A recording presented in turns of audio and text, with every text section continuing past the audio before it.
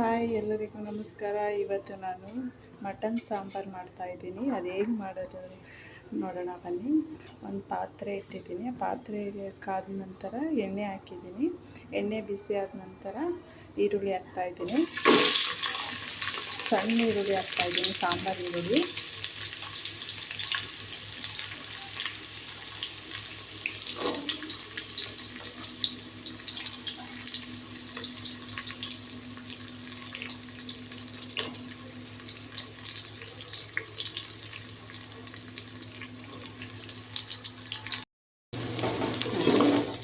ಇದರಲ್ಲಿ ಸ್ವಲ್ಪ ಸಾಂಬಾರು ಖಾರ ರುಬ್ಕೊಳ್ಳೋದಕ್ಕೆ ಸ್ವಲ್ಪ ಈರುಳ್ಳಿ ತಗೋತಾ ಇದ್ದೀನಿ.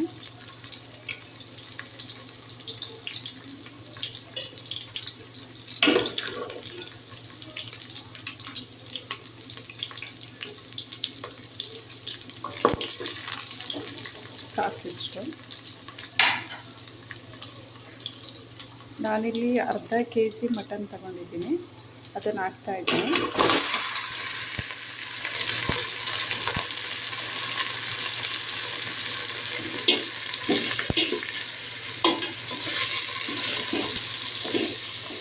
ಇದು 5 ನಿಮಿಷ ಹಾಗೆ ಫ್ರೈ ಆಗಲಿ. ಮಟನ್ ಸಾಂಬಾರು ಮಾಡೋದಕ್ಕೆ ಮಸಾಲೆ ರುಬ್ಕೊಳ್ಳೋಣ.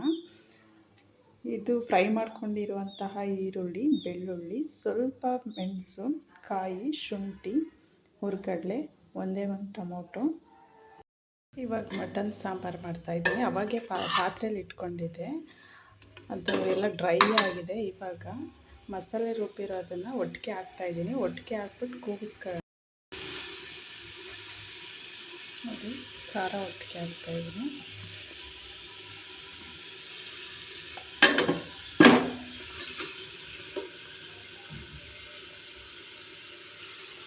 ಒಂದು 7-8 ವಿಷಲ್ ಕೂಗಿಸ್ಕೊಳ್ಳೋಣ. ಏಕೆಂದರೆ ಬೇಯಿಸ್ಕೊಂಡಿಲ್ಲ, ಒಟ್ಟಿಗೆ ಖಾರ ಹಾಕಿ ಬೇಯಿಸ್ತಾ ಇದ್ದೀನಿ.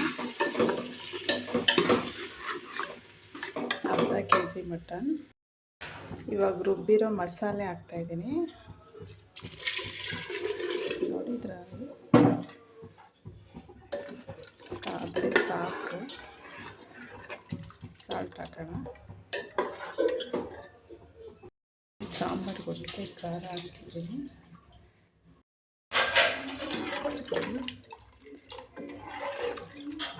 ಇದಕ್ಕೆ ಒಂದು 8 ವಿಷಲ್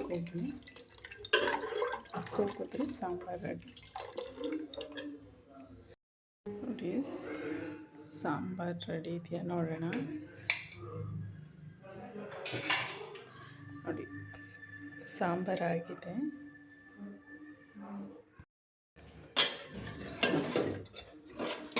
ಸರಿಯಾಗಿದೆ ಸಾಂಬಾರು.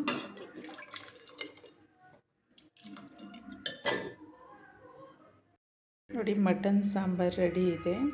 ಇದನ್ನು ಒಟ್ಟಿಗೆ ಖಾರ ರುಬ್ಬಿ ಒಟ್ಟಿಗೆ ಒಗ್ಗರಣೆಗೆ ಹಾಕ್ಬಿಟ್ಟು ಕೂಗಿಸಿದ್ರೆ ಮಟನ್ ಸಾಂಬಾರು ಬೇಗ ಆಗುತ್ತೆ, ಕ್ವಿಕ್ ಆಗುತ್ತೆ. ಒಂದು 5-6 ವಿಷಲ್ ಕೂಗಿಸಿದ್ರೆ ಸಾಕು. ಇದು ದೋಸೆ ಜೊತೆ, ಇಡ್ಲಿ ಜೊತೆ, ವೈಟ್ ರೈಸ್, ಮುದ್ದೆ, ಚಪಾತಿ ಎಲ್ಲದಕ್ಕೂ ತುಂಬ ಚೆನ್ನಾಗಿರುತ್ತೆ. ಇಷ್ಟ ಆದರೆ ಲೈಕ್ ಮಾಡಿ, ಶೇರ್ ಮಾಡಿ. ಬಾಯ್.